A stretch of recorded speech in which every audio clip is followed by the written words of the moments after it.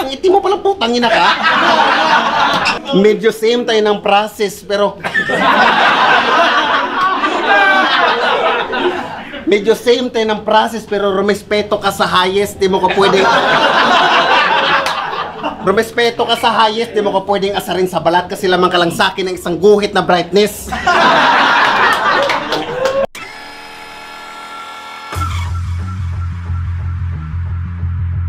Naki-CR ako sa kanila.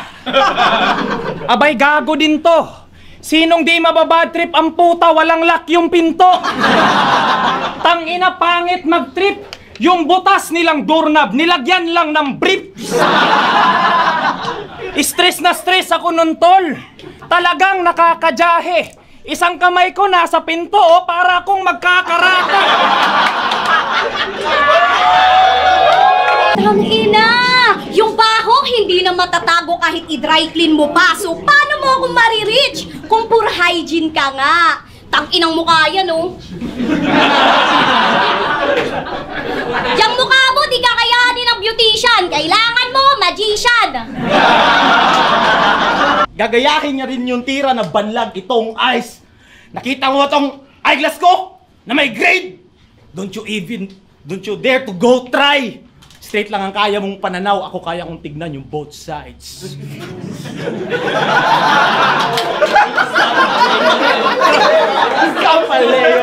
Natanto na ano? Ano yung natanto ni Enigma? Di mo sinabi sa banat. Hayop ka, iniiwanan mo kami ng bars na walang paliwanag. Si Enigma napaganto eh. Nalito? Puta, maawa ka na, pre. Hayop na meaning ng ender yan, ano, bahala na kami. Amaw, bago tayo magpunta sa 12 years, tang ina mo, ano muna yung kasalanan? Salarin siya sa ano? Ikaw lang din yung salarin. Saan? Hulaan na naman, hinayupak. Mukhang di mo naman kailangan ng battle, parang kailangan mo lang ng kausap. Tol ay yung karma! At yon ang mas maangas! Tandaan mong bago ako pumunta ng Cebu, dumaan akong puno ng bayabas! Bilang gante sa mga ginawa mo, para ngayon maging patas, hulaan mo din anong kinalaman ng puno, basta itatayin ko to ng maangas.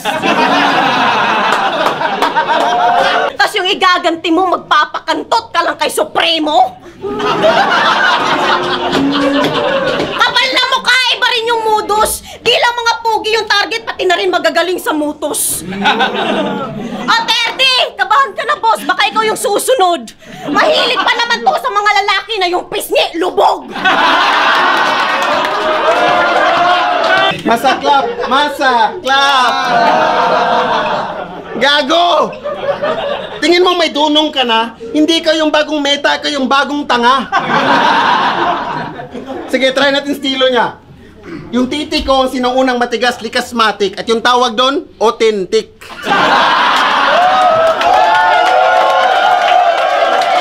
Anong banlag? Kala mo, di namin alam. Anong both side? Tangina mo, gumagana dyan, isa lang. Kala mo ang angas, chula 1R. Isang oras na laplaban, aminadong mahilig sa laway, kaya pala panis na. Pues sa akin panis ka, isipin nyo, dinaan na sa mouth to mouth, di pa rin nabuhay karera niya. Ang hirap nun! Pag ito naging Sleeping Beauty, isang oras mo halikan! Tangina! Tangina! Gagi, wag na! Mamatay ka na lang! Akala mo siguro matatakot. Pues sa mga punto ko't insulto kay matutot mabulabog. Kung akala mo puro lang ako taglish, tsak na ulo ay sasabog. Ngayon magpapaulan ako ng mga linya na puro na Bisaya.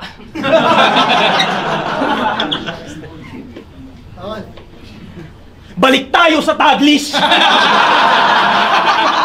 Oh, ano? Porket rising na between ka sa motos at flip-top, yung mga tao kahit sobrang busy manunood, gago kahit magjako lang ako dito, yung mga tao manunood. Anong sasabihin mo sa amin? Gumamit ka by accident?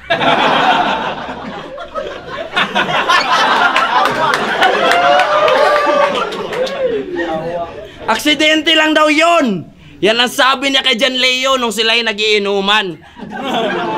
Nagmumotor lang siya sa dulo, tas nadisgrasya sa pwestuhan. Trip na ito pag nakabatak, tamang libog si brother. Bigla tong order tas aalukin ng phone sex yung rider. tas pag palong-palo na, may karumal-dumal na gagawin. Maghahanap ng asong natutulog tas bigla niyang sasarsalin. Masyadong malayo ang agwat. Di ko tinutukoy lokasyon ng ating bayan, kundi antas at kalidad na flip-top motos katibayan. Hindi nagmamatter kung Tagalog o Bisaya ka, ha? Di yun yung pinagkaiba natin. Kung ikaw panay ka galing akong Manila, ako wala akong pake kung saan ka nang galing. Kahit galing ka pang Cambodia, kung bobo ka. Kaya take note, malagi magsasapitin mo sa akin ngayon, parang kinantot ka ni Lilstro.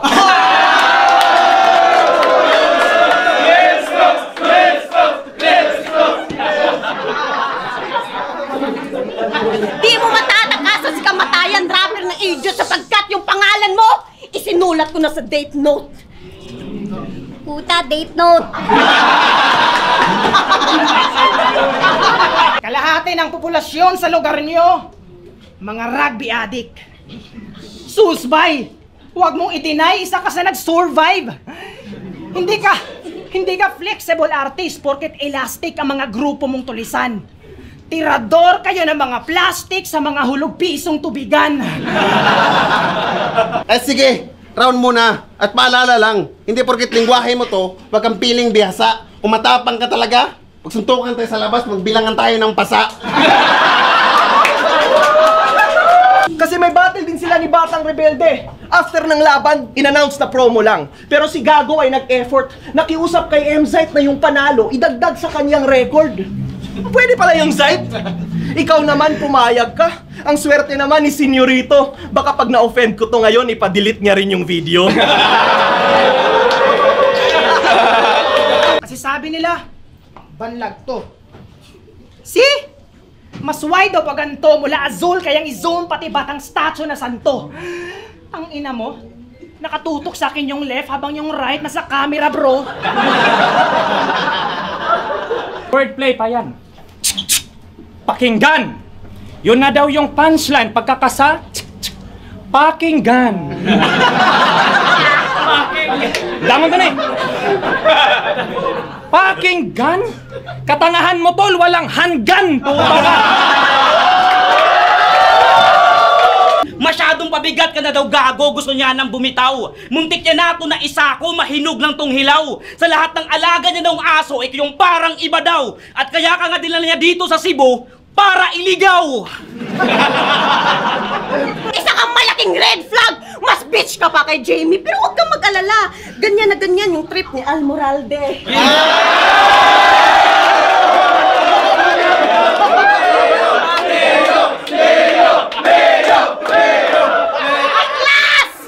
Nasa Rapulo ka na, kaya huwag kang masyadong confident. Kaya ka lang naman kinuha ni John Leo para may makantot siya pagkatapos ng accident. At usapang slant rhyme, huwag ka feeling henyo. Kasi yung man of your words, ni-rhyme niya sa Catholic.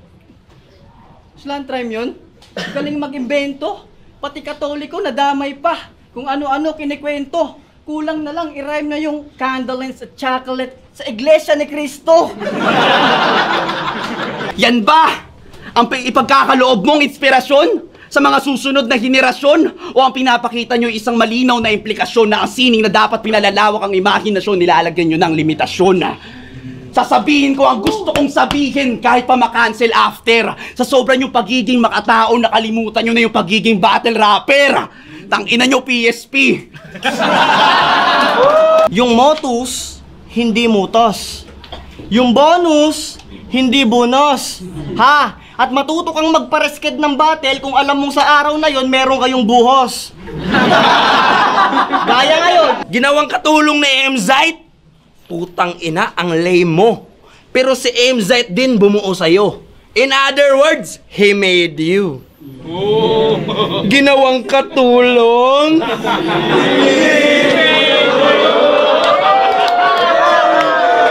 Hindi porket pinapalakpakan ka dito sa Cebu dahil tingin nila mo ang magaling ang magtagalog, ganyan na gagawin mo habang buhay. Isipin mo naman kaming mga alam saan galing bars mo, papatayin mo kami sa umay. Linya pa talaga ni Pistol at Mot ang napili. Ay doon, napakahusay.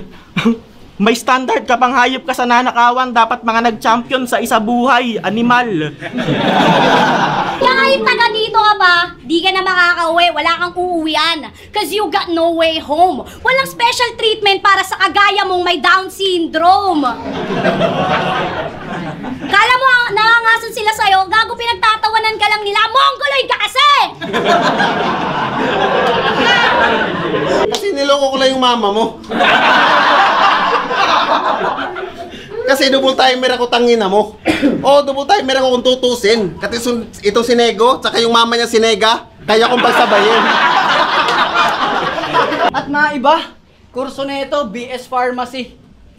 Lahat ng gamot, alam niya yung process. Nagyayabang pa ng grade sa battle, sa klase daw siya ang smartest.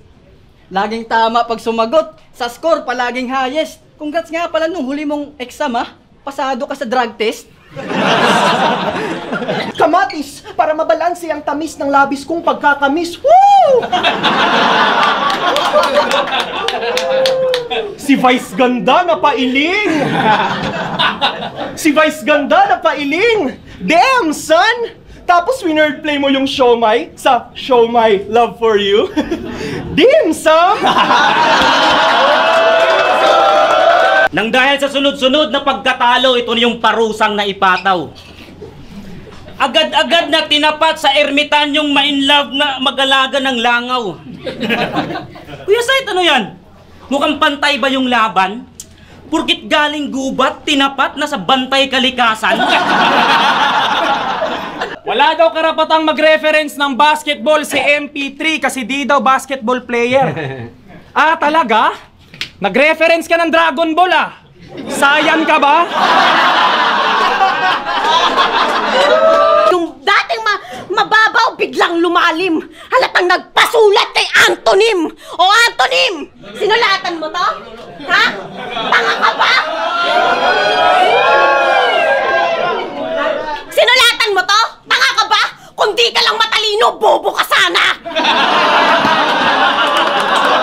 Humingi ako ng laban. Gusto ko purong Tagalog, purong Pinoy, at purong lirisismo sana para mas paghusayan ko palalo. Binigay sa akin Lil Strax ang puta, sabi ko ba't hala? Ba't halo? Go!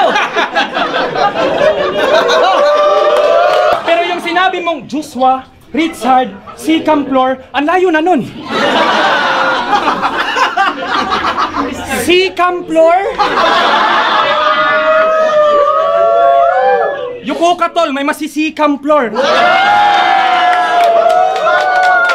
Si Camplor, maawa ka naman sa akin, tol. Hirap na ako magtanggol. Pagtatanggol mo lahi mo, hindi sa amin kakakampi, bugo. Alam mo si Chula, nung pumunta yan sa amin, alam mo sabi? Palagi nyo pa kaming nilalait na mga Bisaya. Pero kay 30 at GL naman kayo humahanga. Yan ang malapit na Bisaya, di pa pape. Saludo ako sa FMC na yan. Medyo confusing lang nung time na yon kasi di ko gets ba't nga kami sinisigawan. Pero okay lang yun. Okay lang yun. Okay lang yun. Speaking of scatter, nangahawa ka ng kamalasan. Parang kinokontrol niya. Palaging talo si J Black sa live niya kapag nanonood ka! Puro negatibo yung komento, di ka ba naiinis? Mas marami ka pang haters kaysa mga 3Gs. Paano ba naman kasi, panay choka starter, dinadaan mo lang sa bilis, habang ako di na kailangan pa mag-flow. Kasi ako'y flowless! Flowless! At anong galing mo dyan sa battle? Magpakita ka pa ng magic, appear pa din yung tingin sa'yo ni Mzite. Yan ang sureball na matik at yung pinakamagaling ni MC at sagot sa mga logic, parehas din naman tayong nagtatabla ng Kojic.